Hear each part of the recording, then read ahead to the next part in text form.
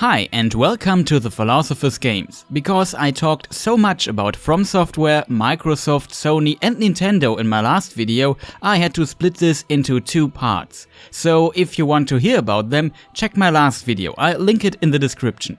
No time to lose, let's start with Bethesda.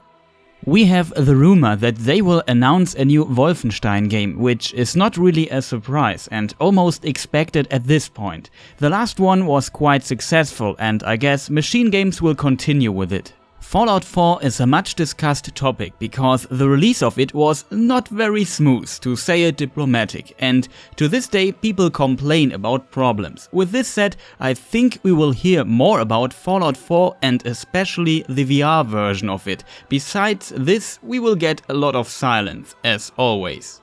If we look further at their current games, I can imagine that they try to push their card game, The Elder Scrolls Legends, and their MMORPG, The Elder Scrolls Online, further, maybe announcing new content for both, so no surprise. And of course Quake Champions, which is in beta right now, will be a big topic too. I expect them to maybe announce new content, like a new hero, and a release date for it. If I had to guess, I would say September 2017.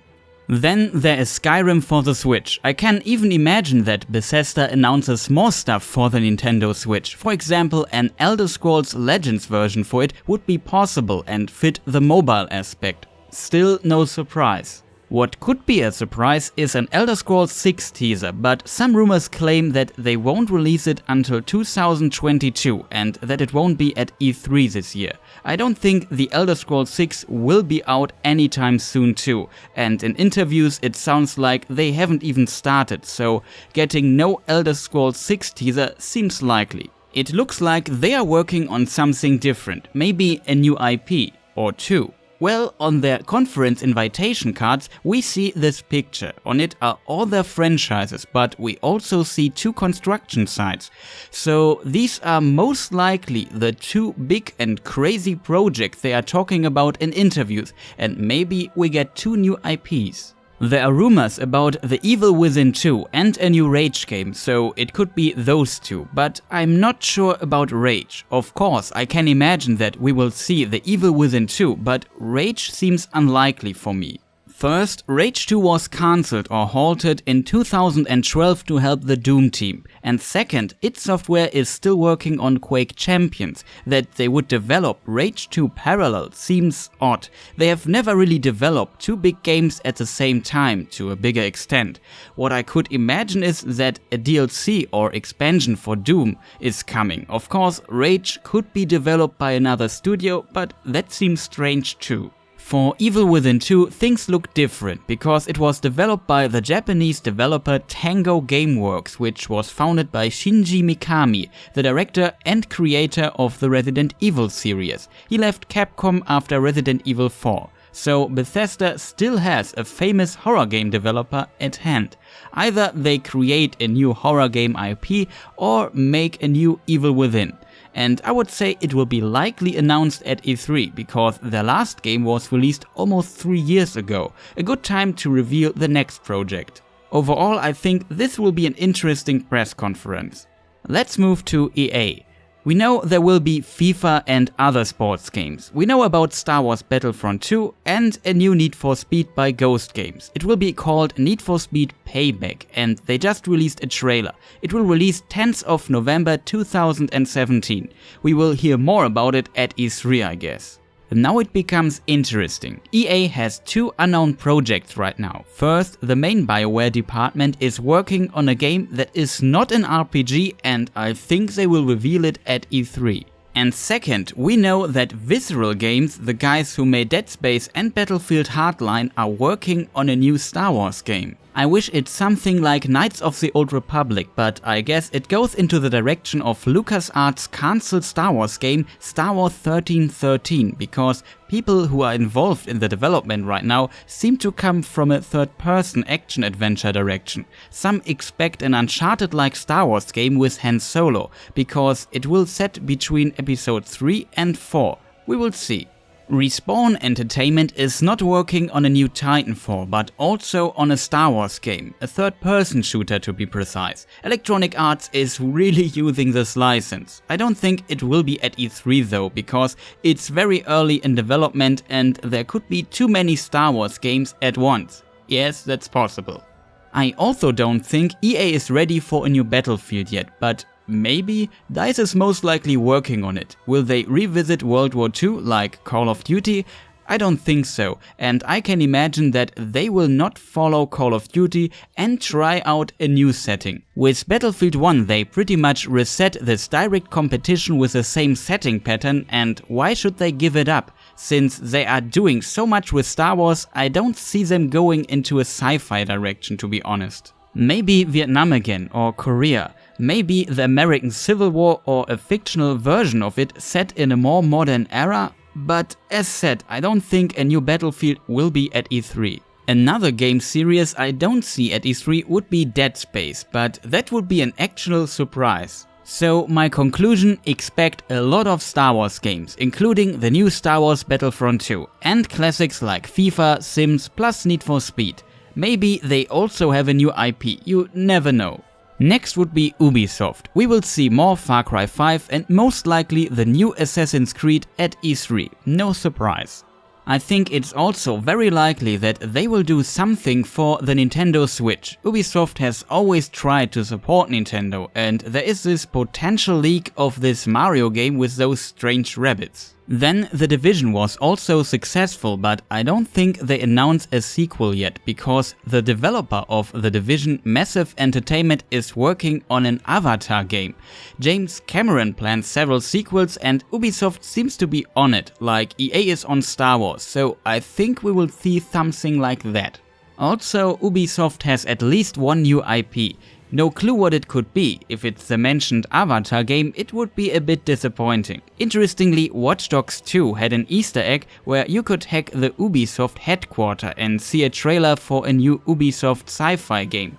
It could be just a joke, but it would be awesome if it's real. Maybe that's the Avatar game, but it doesn't look like it, so there's a chance for an Ubisoft sci-fi game. Interestingly, we will see more of South Park Fractured But Whole, since it is still not released. Maybe we also see a new Anno or Settlers by Related Designs, or Bluebyte Minds as they are now called, working together with Bluebyte Düsseldorf. The Crew 2 seems also to be a thing, most likely by Ivory Tower. Ubisoft also has Nadeo, who made Trackmania. They are working on an RPG called Questmania. We will probably hear more about it. Red Storm Entertainment will maybe have new VR games. They are the guys who made Star Wars Bridge Crew, which is now bundled with the HTC Vive. Then we have Red Lynx, the developer behind Trials, and I think they will maybe have something to announce too. Interestingly, in January 2017, Ubisoft acquired Freestyle Games from Activision. They worked together with Infinity Ward on some Call of Duty games, but also did some Guitar Hero and DJ Hero stuff. I don't know what Ubisoft plans for them, probably as a support for their other studios working on AAA products, but maybe they work on a new IP. Then we have Ubisoft Montpellier. They work on Beyond Good and Evil 2, but it seems it will not be at E3. The other studios are working on Far Cry 5 or Assassin's Creed, even though there could be enough capacity for another title.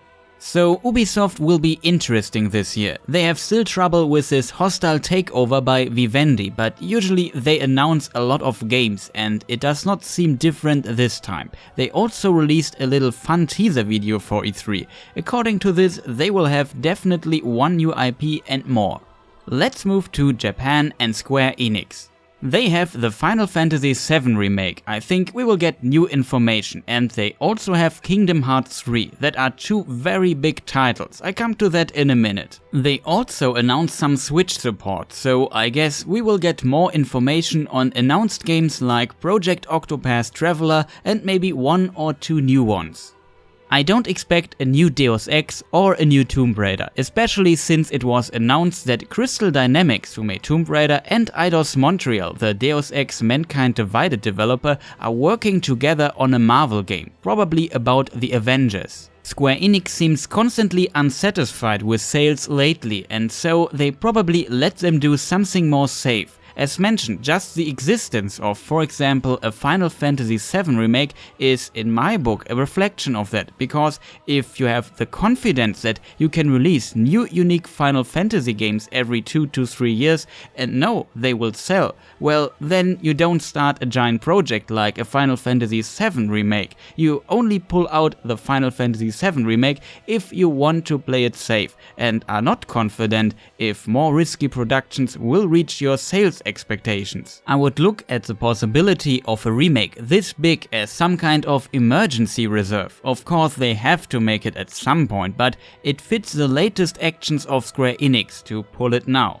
And I would not be surprised if they announce at some point after 7's release a Final Fantasy VI remake. I would argue that working together with Marvel goes into the same direction, even though we could get some very good titles out of this, don't get me wrong. So I can understand the decision business-wise, but I'm a bit sad that Square probably stops producing riskier titles. Examples from the past are Sleeping Dogs, the Tomb Raider reboot, Deus Ex Human Revolution, and so on.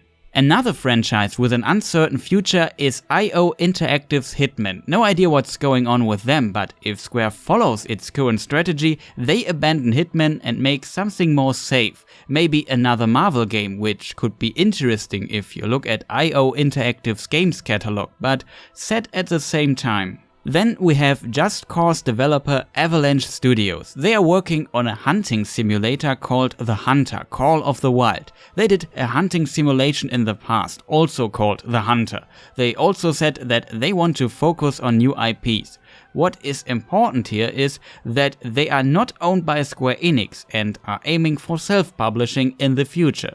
One of the other big working titles for Square Enix is the MMORPG Final Fantasy XIV. I expect them to announce more content, like an expansion. It's really impressive that they managed to establish an MMORPG with a monthly fee when World of Warcraft exists. Of course, it was a huge investment and the game had to be rebuilt once, but it was probably worth it.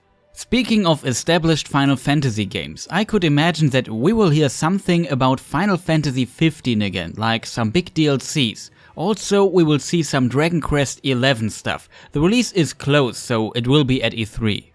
In addition, I hope for a new IP or some kind of surprise. I don't think we will hear about a new main title Final Fantasy game for quite some time, because they will focus on the Final Fantasy VII remake, which is like developing one. So, not many surprises. Moving on. My last category is called Others. I tried to go quite fast through it.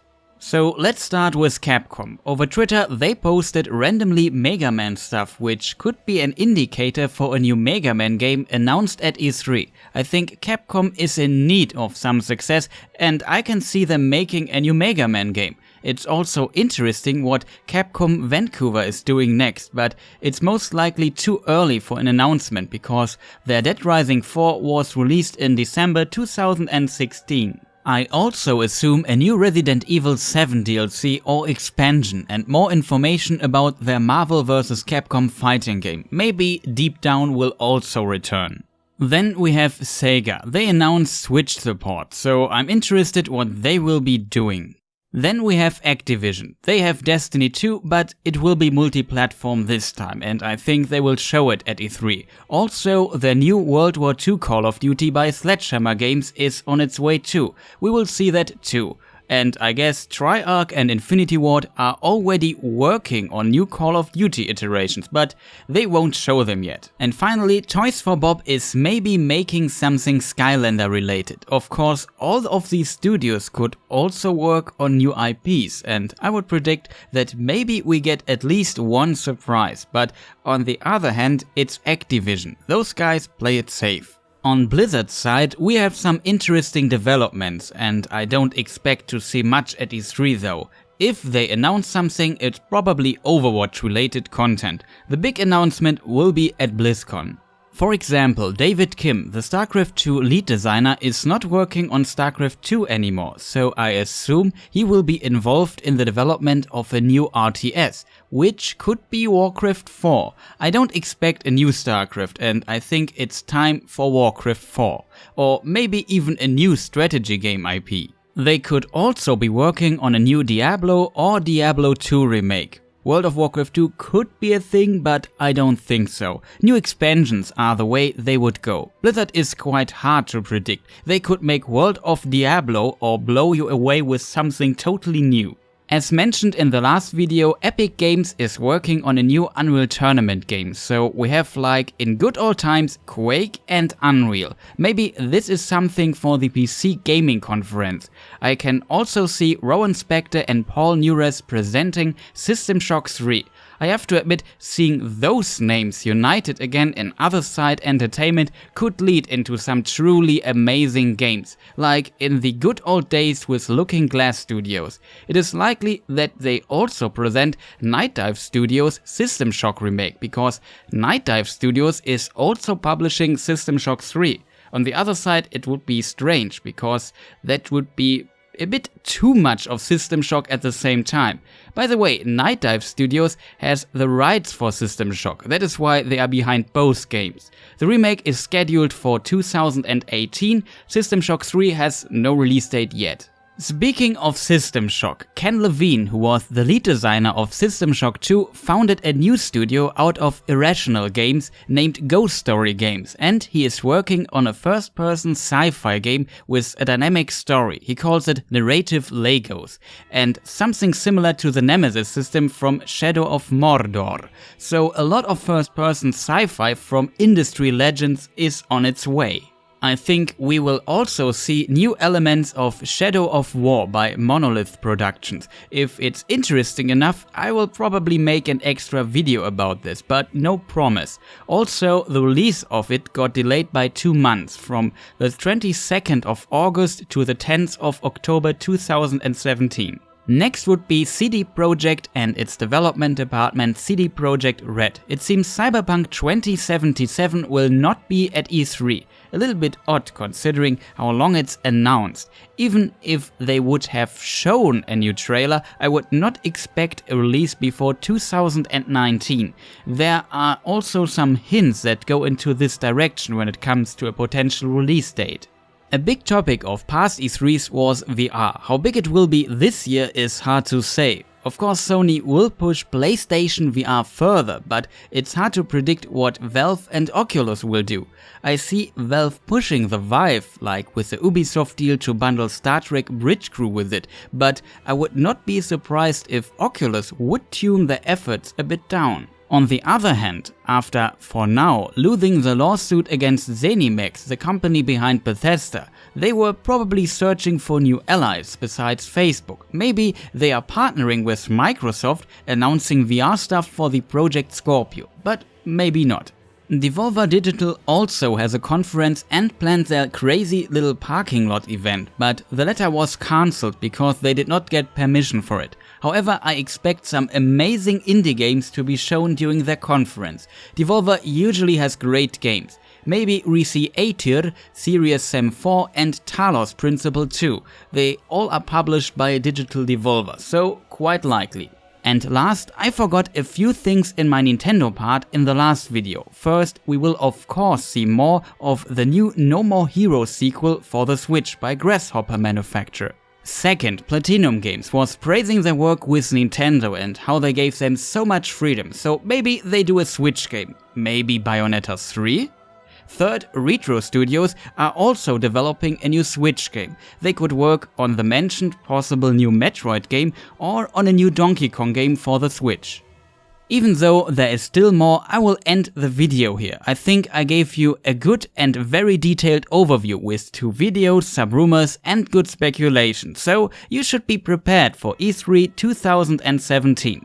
What are you looking forward to? Do you have any wishes what should be announced even if unlikely? And do you have your own theories what could we see at E3? feel free to write it down in the comments. If you're looking for Sony, Microsoft, Nintendo and FromSoft, check my last video. And if you like Lord of the Rings lore videos, maybe check my lore videos. As always, I hope you enjoyed my content. If you liked it, do the YouTube and Twitter things. Thank you for watching and goodbye.